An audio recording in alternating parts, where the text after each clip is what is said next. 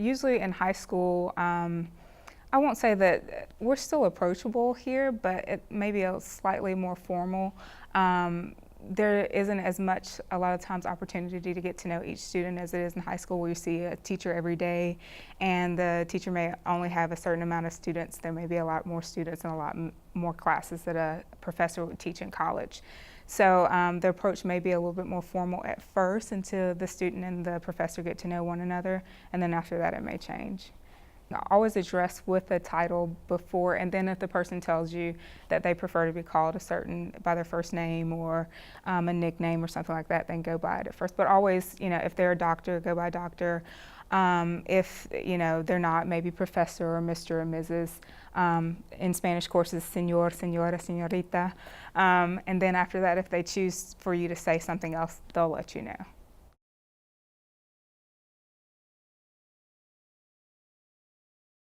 Usually by raising their hand and asking questions.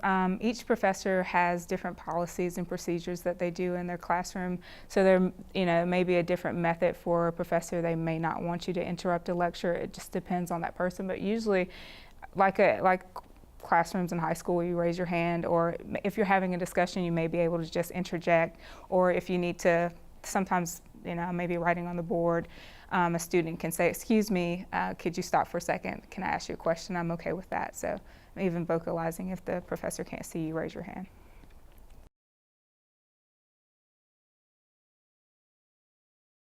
Instead of saying that you don't understand something, kind of say, "Well, this sucks," or "This is stupid," or those types of things, or even, I guess, acting out or making kind of snide or smart comments. Just because you don't get certain things, instead of saying, "I don't understand, could you explain it again, could you go back?" Those are ways that are inappropriate.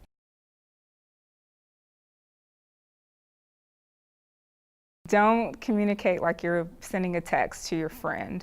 You do want to make it almost like a business letter. You want to address the person, have introduction content.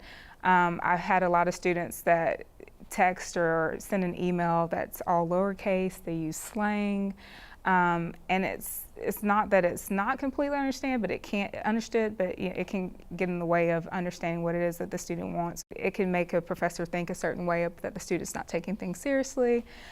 So you always want to address a professor in a professional way when you're sending an email. Even if you're sending it from your phone, I know a lot of people use their iPhones or iPads to send things. You want to be sure that you're capitalizing, using correct punctuation, and also not using any slang terms, using grammatically correct sentences.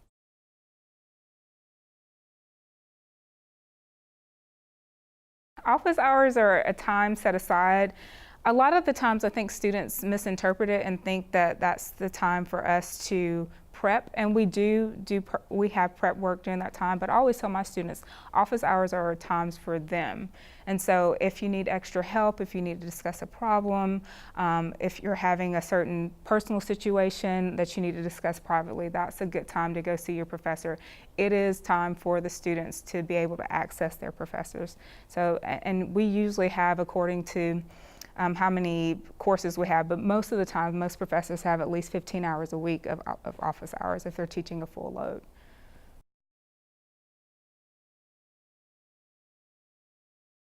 First, you start with your syllabus, and then you go to your professor and discuss what's in the syllabus, what the grading policies are. From there, you would talk to the department chair, and then if you don't get any resolution from there, you go to the division dean. No resolution there, you go to the Vice President of Academic Affairs, then you can finally go to the President and appeal after that. So there are certain steps that you can take, but usually you can settle it with your professor.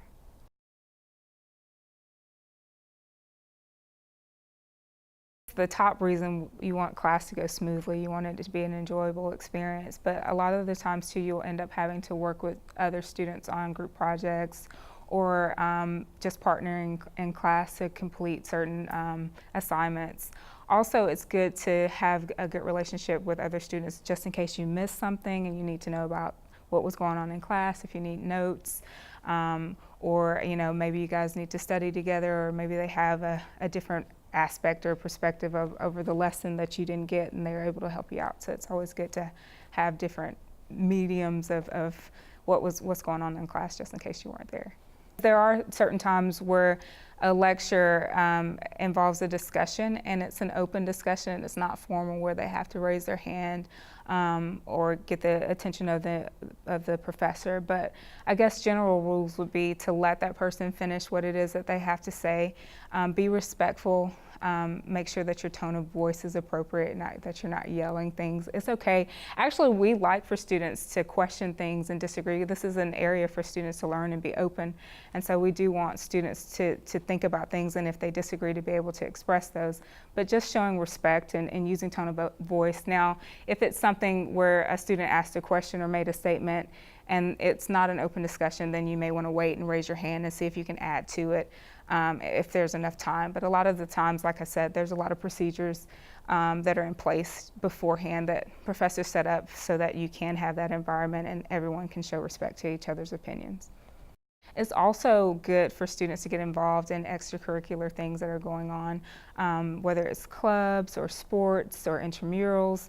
That's always a good way to get to know others. And not only do you get to know students outside of the classroom, but a lot of the times you get to interact with those diverse groups of people that you may not have interacted with before. There's so many different varieties. I know here at Ball State of clubs that we have here. With different interests, and you get to meet different people, not only within your club, but a lot of clubs interact with other clubs, and so you get to know people and those different sectors that are there as well. So I think that kind of, I guess, builds who it is that you know outside of your classroom or outside of your courses that you're taking.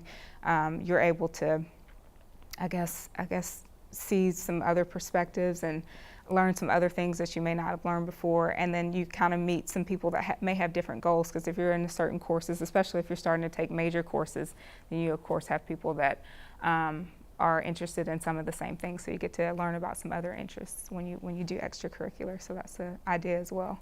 I guess in communicating, it's always good to read body language, to kind of see how the person's feeling, how they're reacting to you, and sometimes that can tell you if your tone of voice is too much or if you're too close or that sort of thing. So that's important as well. A lot of times people don't talk about the nonverbal things that go on, but you have to be cognizant of that as well.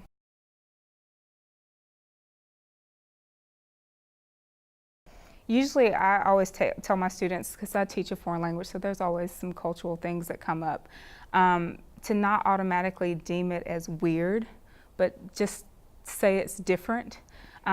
Maybe take a step back and look at it, actually listen to what the person has to say. If they're saying something, they're doing something.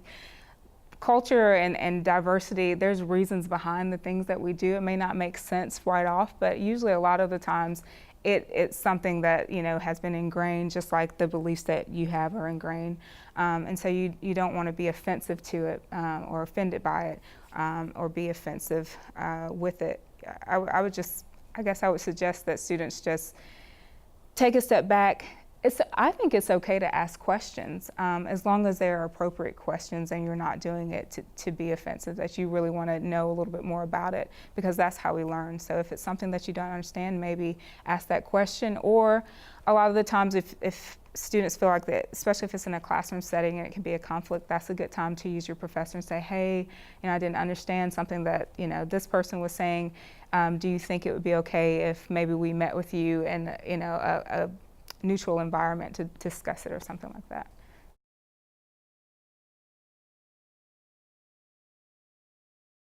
A lot of the times there will be conflict that will arise with group projects and group work, just because of workload and that sort of thing. I think one of the main things to do is to be proactive and to actually have a plan about who's doing what, and what is the expectation of the group. A lot of times that can alleviate some of the problems that will go on later. But if there's conflict later,